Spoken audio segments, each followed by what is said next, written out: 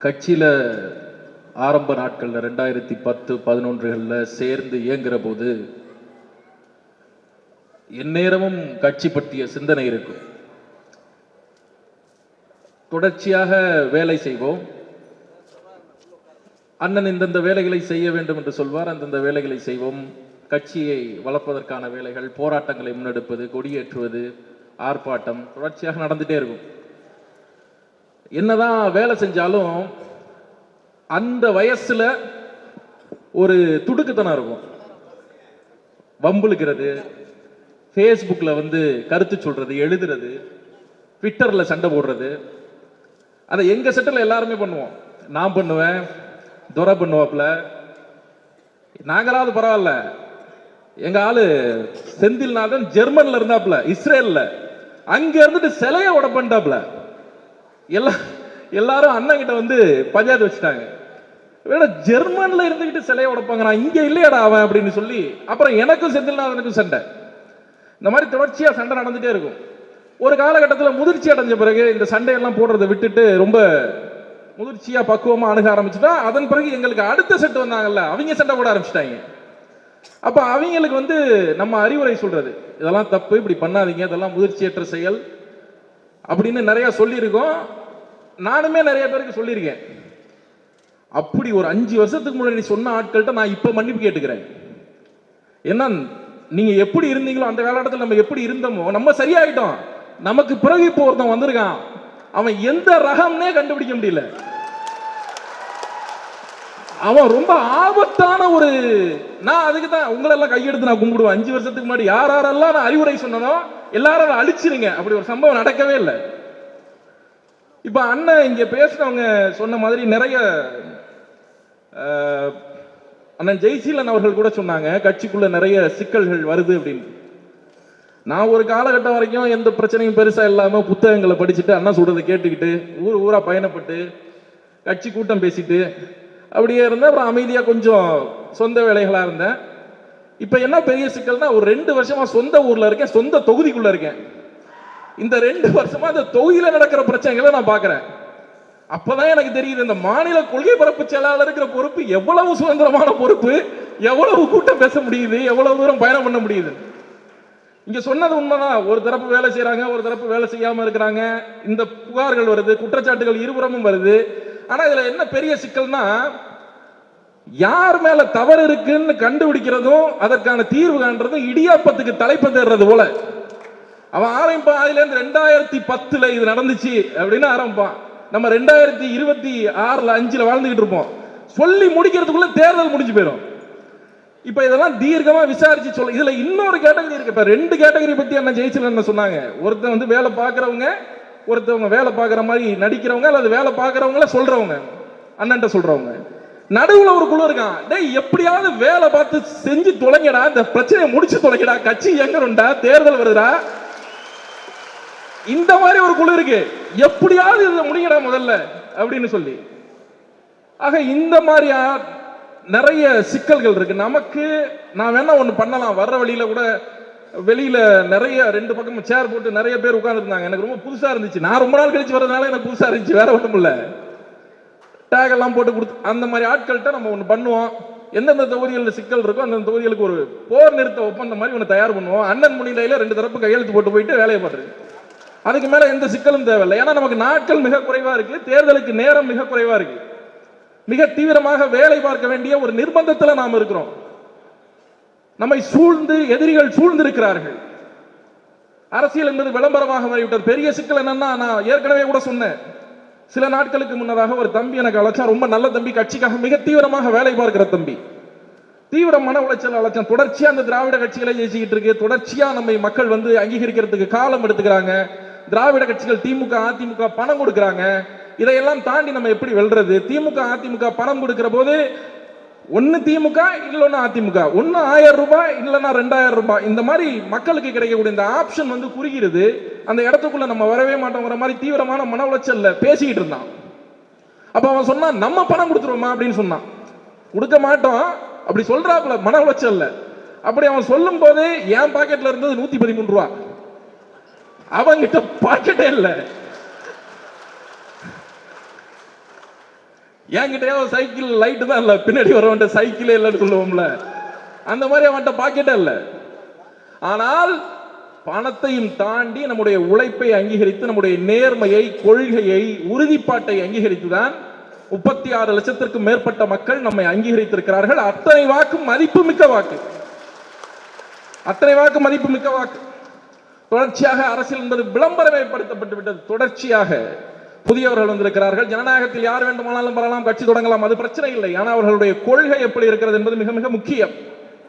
திமுக விளம்பரம் செய்கிறது, அதிமுக விளம்பரம் செய்கிறது. இப்ப திமுக விளம்பரம் செய்யறது நமக்கு பிரச்சனை இல்லை. அவர் கிளம்பி, அவர் தயாராகி எல்லா அலங்காரங்களையும் முடிச்சுக்கிட்டு வெளியில வந்து மக்களை சந்திக்கிறதுக்குள்ள ஒரு காலம் ஓடி நமக்கு பிரச்சனை இல்லை. சுனந்தா அவர்கள் சொன்னது போல அதிமுகவுக்கு பிராண்டிங்னா என்னன்னு தெரியாது. அவன் பங்களாதேஷ் எழுதியிருந்தா பாலகணேசன் படிக்கிறாள் அதிமுக காரன், அவனுக்கு அந்த விஷயமே என்னன்னு தெரியாது. அதனால நமக்கு பிரச்சனை இல்லை. இப்ப இன்னொரு புதிய ஒருவர் வந்திருக்கிறார், ஒரு பிராண்டுன்னு சொல்றாங்க, பெரிய நடிகர்னு சொல்றாங்க, கூட்டம் கூடுன்னு சொல்றாங்க. நான் மிக தெளிவாக சொல்லுவேன், மதிப்பிற்குரியவர்களே, நம்மிடத்தில் இருக்கிற இந்த பிராண்டை தவிர உலகத்தில் வேற எந்த பிராண்டும் பெருசு இல்லை. இந்த brand equal to Che Guevara, இந்த brand equal to Fidel Castro, இந்த பிராண்ட் மாசேதுங்கிற்கு, மாவோவிற்கு நிகரானது. இதுதான் பிராண்ட். சீமான் தான் பிராண்ட் அம்பாசிடர். வர்ற தேர்தலில் வெற்றிக்காக உழைப்போம். வெற்றியோட மீண்டும் ஒரு கூட்டத்தில் சந்திப்போம். நன்றி, வணக்கம்.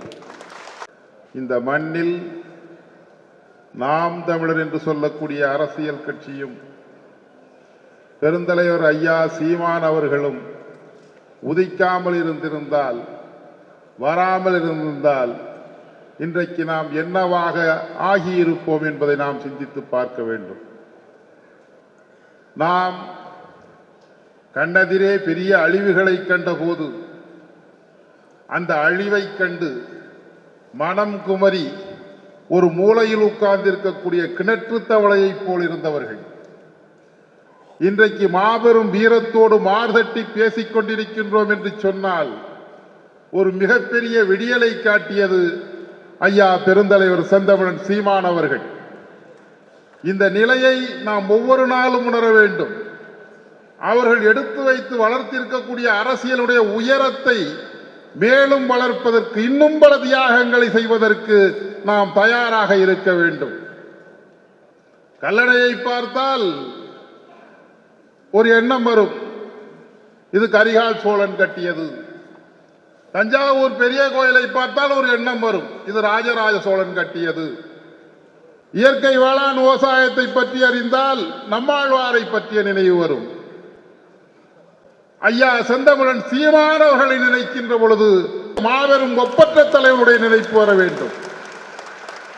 வார்க்கப்பட்ட வார்ப்பு, வளர்க்கப்பட்ட வளர்ப்பு, தியாகத்தின் அடையாளமாகவே அவர்கள் இருக்கின்றார்கள்.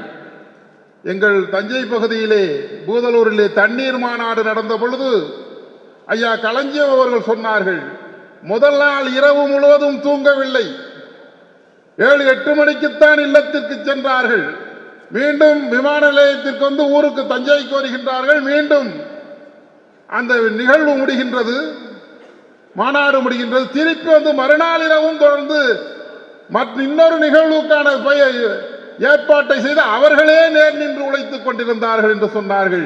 இது போன்ற ஒரு 24 மணி நேரம் அல்ல, 48 மணி நேரம் இடைவிடாமல் தூங்காமல் ஒரு நிகழ்வை நிகழ்த்துவதற்காக உழைத்துக் கொண்டிருக்கக்கூடிய ஒரு தலைவன் இந்த மண்ணில் கிடையாது.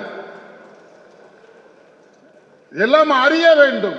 ஒன்னும் இல்லை, இந்த 2005ஆம் ஆண்டு விஜயகாந்த் கட்சி ஆரம்பிச்சார். அப்பொழுது தேசிய முற்போக்கு திராவிட கழகம்னு பேர் வச்சார். அதுக்கு கருணாநிதி அதற்கு சொன்னார், திராவிடம் என்று சொல்லக்கூடிய சொல் இல்லாமல் இந்த தமிழ்நாட்டில் அரசியல் கட்சி என்ற ஒன்று வராது, அது இயங்காது என்று சொன்னார். ஆனால் நாம் தமிழர் என்று சொல்லக்கூடிய ஒரு அரசியல் அமைப்பை உருவாக்கி கருணாநிதி என்று சொல்லக்கூடிய ஒரு மனிதனை வீழ்த்திய பெருமை ஐயா அவர்களை சேரும். மாணவனை தாக்கினால் மீனவனை தாக்கினால் மாணவனை தாக்குவன் என்று சொன்னார்கள் என்று சொல்லுகின்றோம். ஐயா அவர்கள் வெளியில் வந்த பொழுது நான் சொன்னது என் மீனவனை தாக்கினால் உன் மாணவனை தாக்குவேன் என்றுதான் சொன்னேன். அதற்கு தேசிய பாதுகாப்பு சட்டத்தை இடுகின்றாயே, நீங்கள் எங்களவனா இல்லை சிங்களவனா என்று கேள்வியை கேட்டு அந்த திராவிடத்தின் வேரை அறுத்தெறிந்து நடைபெறமாக்கிய பெருமனிதன். அவருடைய சொல்லும் செயலும் தமிழை சார்ந்திருக்கின்றது. அவருடைய உழைப்பு தமிழ் மக்களுடைய மண்ணினுடைய உரிமையை சார்ந்து இருக்கின்றது.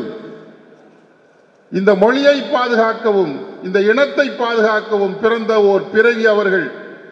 சேர சோழ பாண்டியர்கள்லாம் இருந்தா, சேர சோழ பாண்டியர்கள் தன்னுடைய தோளை கொடுத்து தமிழ் மொழியை தாங்கினான் என்று சொல்வார்கள். வாளேந்தும் மன்னர்களும் ஆணியங்கள் புலவர்களும் தமிழ் மொழியின் தாளேந்தி தாங்கினரே என்று இன்று யார் இருக்கின்றார் என்று எத்தனைக்கும் போதிலே சோமசுந்தர பாரதி தன் தோளேந்தி தாங்குகின்றான் என்று பாரதிதாசன் சொன்னான்.